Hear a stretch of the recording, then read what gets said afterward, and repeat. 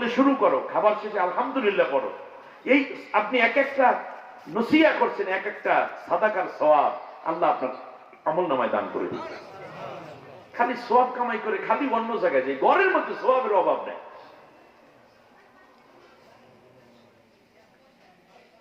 আপনি সওয়াবকে বানাই দিয়েছেন ঝগড়া, ঠিক না? আসছিল ওই বাসা অফিস থেকে, দেখবি তুই থাকিস সেটি বউ ডরের চোটে আরেক বাসায় যে লুকিয়ে গেছে, ঠিক না? বিদেশ থেকে লাল কাঠ পড়াই দেয়, আমি মালয়েশিয়া থাকি, বললো মোবাইলে ঝগড়া হওয়ার পর তালাক দিয়ে বলাইছি। তালাক কি হয়েছে চিন্তা করেন, গরম কি জিনিস। মালয়েশিয়া থেকে তালাক পড়াই দেশে থাকলে করতে কি হবে? একটু নরম হইতে হবে। আল্লাহ তাআলা নরমকে পছন্দ করেন। তবে নরম হওয়ার অর্থ এই না যে শয়তানি করবে কেউ, আপনি বসে বসে খালি দুর্বলতা দেখেন, তা না। এই জন্য নবীজি বলেছেন, শাসনের লাঠি পরিবারের উপর থেকে উঠাবে না। শাসনের লাঠি এটাও থাকবে, মায়াও থাকবে। সুবহানাল্লাহ। আসেন তাহলে জান্নাতের মধ্যে খালি কইবে আল্লাহ ডাবের পানি, কোনো কথা নাই। একবার ডাব শুদ্ধ হাজির। আল্লাহ কাটতে কুটে খাওয়ার সময় আছে নাকি? আই আল্লাহ ডক ডক করে জান্নাতের গ্লাসের মধ্যে পড়বে। আল্লাহ তাআলা এত ধৈর্য ধরে খাইতে ভালো লাগে না, দেখবেন অটো কে যেন ধৈর্য রাখছে মুখের মধ্যে, আর আপনি ডক ডক করে গিলতেছেন। শুধু চিন্তা করবে বান্দা, কি করবে? শুধু চিন্তা করবে। আবার যা বান্দা চিন্তায় নাই সেগুলো আল্লাহ তাআলা জান্নাতের মধ্যে দেখাইয়া দেবেন। কিছু কিছু খাবার আছে যা আমরা চিনি না, বিদেশি ফ্রুটস বা বিভিন্ন আইটেম, এগুলো আমরা জানি না, তখন আল্লাহ তাআলা এগুলো আমাদেরকে জানাই দেবে। সুবহানাল্লাহ। যেগুলো খাইস, খাইয়ে কবি আলহামদুলিল্লাহি রাব্বিল আলামিন, সুবহান তাহিয়াতুম ফিহা সালাম ওয়া আখিরু দাওয়াহুম আনিল হামদুলিল্লাহি রাব্বিল। আরেক দল আছে, ওয়া আম্মা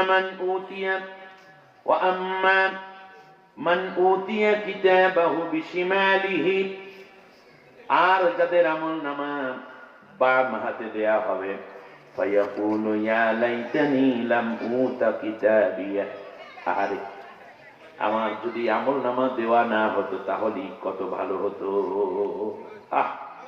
কত ভালো হতো যদি আমার আমলনামা নাই। পরীক্ষায় ফেল করলে কয় দূর রেজাল্ট ঘোষণা না হইলেই ভালো হইতো, কয়দিন তো শান্তিতে ছিলাম। তো খুযুহু ফাগুল্লুহু, ফেরেশতাদেরকে বলা হবে এদেরকে ধরো এবং বাঁধো, কারণ এরা অপরাধী, ঠিক না বলেন? এই যে যারাই চলে যাইতেছে মনে করেন সিরিয়া থেকে, আর আমাদের দেশ থেকেও যারা পালাইছে, নির্দেশ আসবে কি? ধরো এবং বাঁধো, ধরো এবং বাঁধো, বাঁধো। সুম্মাল জাহিমা সাল্লু, আর তাদেরকে জাহান্নামের আগুনের মধ্যে পুড়িয়ে দাও। তুম্মা ফি সিলসিলাতিন যারউহা ৭০ যিরাআন ফাসলুকুহু, ৭০ হাত ৭০ গজ শিকল দিয়ে এদেরকে বাঁধো। এই শিকল মনে হয় যেন ওই যে পদ্মাতে আগে যে আমরা ফেরিতে পারাইতাম, ফেরির ওই যে মোটা মোটা শিকল নাকি? না, এটা আগুনের শিকল।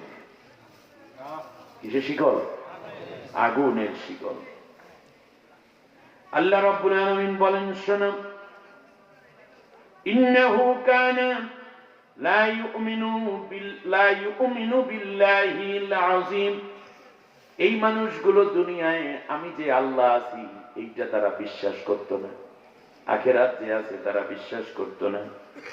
ওয়ালা ইয়াহুদ্দু আলা তুআমিল মিসকিন, আর তারা মিসকিন অসহায় এতিমের জন্য যখন বলতো চাল দাও, ডাল দাও, মরিচ দাও, পেঁয়াজ দাও, রসুন দাও, আদা দাও, আর কি কি চাইল না আমাদের ফারুক ভাই?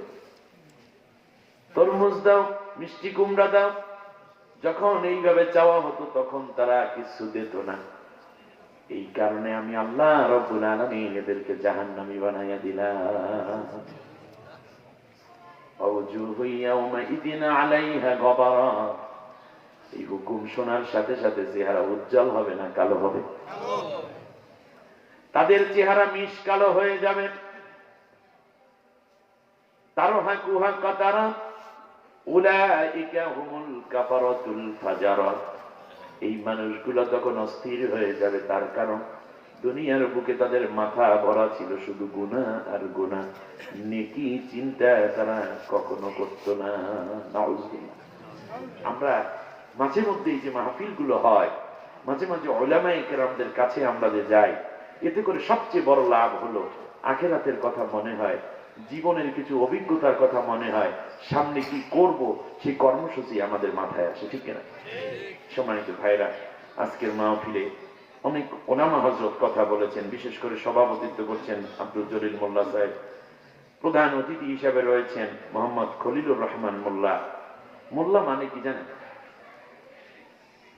মোল্লা কি বোঝেন?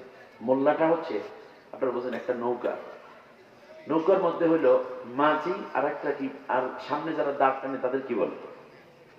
মাল্লা। যে মাল্লা শব্দ থেকে মোল্লা শব্দের উৎপত্তি। অর্থাৎ ইসলামের জিন্দিগিটাকে যারা সামনের দিকে গবেষণা, অর্থ, সম্পদ দিয়ে এগিয়ে নিয়ে যায়, তাদেরকে বলা হয় মোল্লা। আর আমাদের দেশের হুজুরদেরকে কি বলে? মোল্লা। খারাপ করে নাই, কিন্তু গালি হিসাবে কেউ কে মোল্লারা বোঝে কি, এরকম আছে না? নেই। মোল্লা মানে এটা একটি পহেজগার শব্দ, এবং এখান থেকে মূলত এই ওটা আরবি শব্দ, মাল্লাও আরবি শব্দ। মোল্লা শব্দের অর্থ হলো জ্ঞানী। মোল্লা অর্থ কি? জ্ঞানী। আল্লাহ তাআলা দুই ভাইকে কবুল করুন। আরো বিশেষ মেহমান হিসেবে রয়েছেন আলহাজ মোহাম্মদ মনিরুজ্জামান মাঝি। ও, মাঝিও আছে, মাশাআল্লাহ। এই দেখেন, মাঝি আছে, মোল্লা আছে, নৌকাটারই অভাব, খালি নৌকাটা গেলে করি, ঠিক না? মাঝি আছে, মোল্লা আছে, ব্যাপারীও আছে, ব্যবসায়ীও আছে। আলহাজ মোহাম্মদ ফজলুল হক ব্যাপারী, খালি নৌকাটা নাই, ঠিক না? আলহামদুলিল্লাহ। কথা বলেছেন মোহাম্মদ জাহিদুল ইসলাম শরীয়তপুরী, মুফতি ইলিয়াসুর রহমান সাহেব। আমার আগে কথা বলেছেন আমার ভাই হাফেজ মাওলানা মোহাম্মদ ওমর ফারুক সাহেব।